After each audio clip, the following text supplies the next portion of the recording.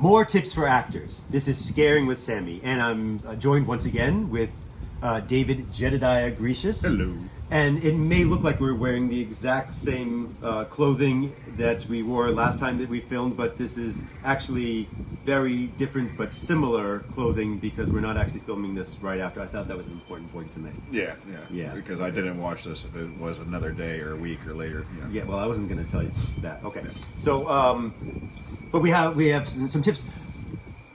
Just some more fun tips for making the most out of your haunting season. So, would you like to? You want to give a start? Why don't you go? I'll go. You go. We'll go back and forth. Are you sure? Yes, I might I'm take sure. this over. Yeah, I know. Okay. just reel me back in if need be. So, first thing is try new things. All right. This is something that definitely I learned from Sammy. All right. Try new things. This is something very important. You have to be willing to try new things all the time, whether it's voice, body, anything. Learn from everybody around you. Try different aspects of scaring, low, high, easy ones, but try body movement, different voices so you don't strain it out. Anything you can possibly learn and try, do it. Also, something that I've actually learned from you, which was a little tough for me to get there for, is that for me, I come from a theater background, so to me, the show should be the same for every single audience. On the other hand, because this is a haunt, and we're doing the same thing over and over and over again to keep it fresh, Dave tells people that they should even be trying new things even during the haunt itself, because you keeping it fresh, and that is actually going to. So you're not getting the exact same show, but you're still getting a fresh show because you're trying new things. So you might get the same customers coming through just because they love it so much. So you try different types of scares in each different position in the room. You learn the room, and you make sure you're able to scare from every aspect you can. And you get better at using that room just because you try different things in the room with guests. Yeah. So you brought me around to that way of thinking of trying new things in the haunt. So now it's my turn. The next thing is, because there are so many people, I would say this: don't dwell on mistakes. Sometimes things aren't going to go right. Sometimes your lines aren't going to, what you say isn't going to come out right, or people aren't going to be scared or something. Don't dwell on those. It's going to go by so fast. We see, I don't know how many thousands of people per night, hopefully. Yeah. See, but we're seeing how many thousands of people per night. We go out, we're scared. If something goes wrong, if a set is falling, don't call attention to it. Don't point out that it's wrong. You don't need to make a big deal so that the guests know that something went wrong and that you, as an actor, know that they know that something went wrong. Just work through it. Don't dwell on it. Don't point it out. Keep the show going. Oh, I mumble all the time, and I just keep going. You do? If I just lose my words, I just keep going. I'm like, I'll just keep saying gibberish. It blends in with any character anyway. They've been watching you. That's what happens a lot. That's exactly what I would do. See, I'm mumbling right now. And we keep going. We're not pointing out the mistake. Actually, I'm kind of pointing out. Well, I just pointed it out, saying I'll keep mumbling, but I'll still keep going. It doesn't matter. But when you're in the haunt, the guests aren't going to know the difference unless you tell them. So don't show them and tell them that there was a mistake. Just go and do it. Yeah, and wait for the next guest. You've got the next group coming in. So many people. You got the next. Yeah, sure thing. Then you gotta learn the rooms around you. So learn what's happening in front of your room. Learn your room that's here and the room that's after you. So make sure you're bleeding all of the scares and working with the team so you know exactly what's happening. The room ahead of you, what's the theme of the room? Is it a butcher room? Is it a library? Whatever it is.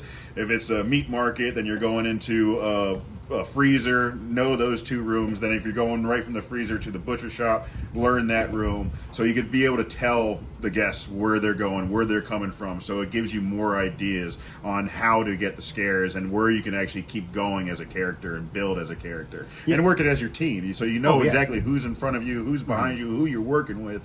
And then that helps with the scares. And it helps with your characterization as well, which is one of the most important parts of it. As Dave always says, if you know what's before and you know what's after, then it helps you know who you are and what your part in the haunt is. A lot of people want to know more, what should I say in this room?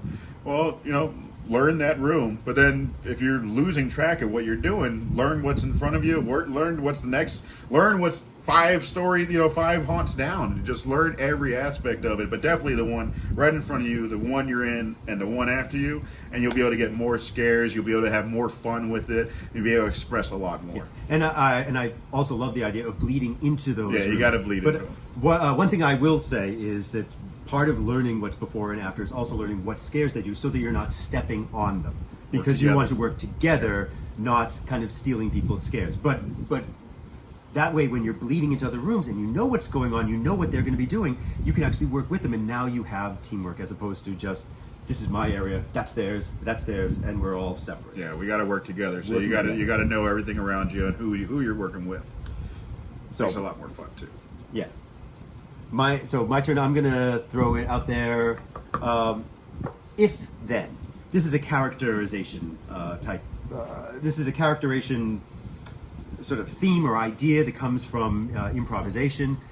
The idea is that if your character behaves this way, then they might also behave this way in this situation. So, for example, if you say that, oh, my character loves blood. Ooh, blood. Ah, I love blood. And then you say, well, if the character really loves blood, then what might happen if they have come in contact with ketchup? Well, they might have come in contact with ketchup, and ketchup isn't blood, so they were very disappointed about that. So now they hate ketchup, and then they hate fries, or what. So now you have a new aspect of your character, because you said, if my character does this, then they might do something else. So it's just a way of building the character. I love how I keep learning things from you. It's always great. It's always great. Blood and ketchup. I haven't talked about that one. Yeah, I would just be pouring a whole thing of ketchup down my throat. I guess I love ketchup now. That's great. I love that. But have fun with it. Exactly what you're saying with that. It's just have fun with everything that you're doing. So you could grow so much with when you're in there and you're learning all these different aspects, and you're actually trying new things and not being scared or afraid of anything, mumbling whatever. Just keep going and have fun with it. That's the best thing about it. Yeah, having fun.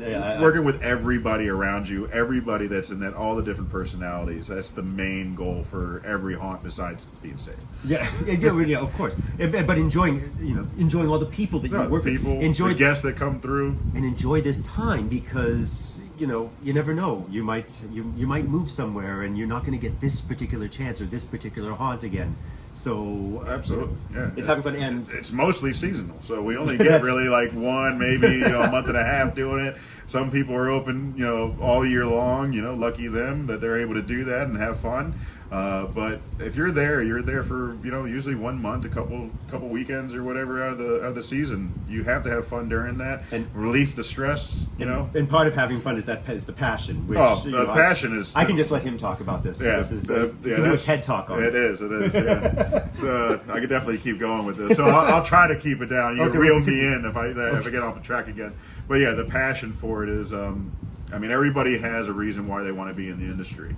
Everybody wants to work together some point, but they don't know that yet. They just know that everybody likes horror movies, or someone likes being in a, not being in a haunt, but just going through a haunt, or just scary movies and Halloween in general. Or some people just like makeup, or they like dressing up, or something. People have different passions. Yeah, there's a bunch of different passions. But when you bring your passions in, and everybody has passions, and it becomes this one powerful force where you are surrounded by this energy of this passion that everybody has, and when you can work together and bring that together and pour that forth into a haunt, the feeling is amazing. I have trouble describing it. I'm lacking words. Well, how many people have passion for their regular job? That's like, I'm sorry to say, my passion for my regular job, not as much passion there. Let me into that office. Yeah, let me go back I'm going to sit down and punch keys. Yeah, and make sure I'm paying bills by doing this, boring work, You have passion when you're with so many great people.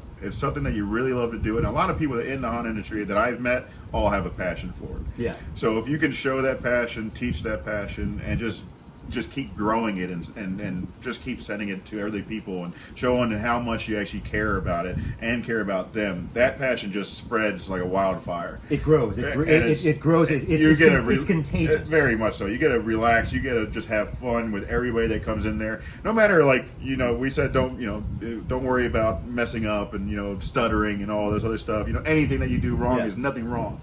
There's so many people that come through, and they see you sweating. They think it's hot.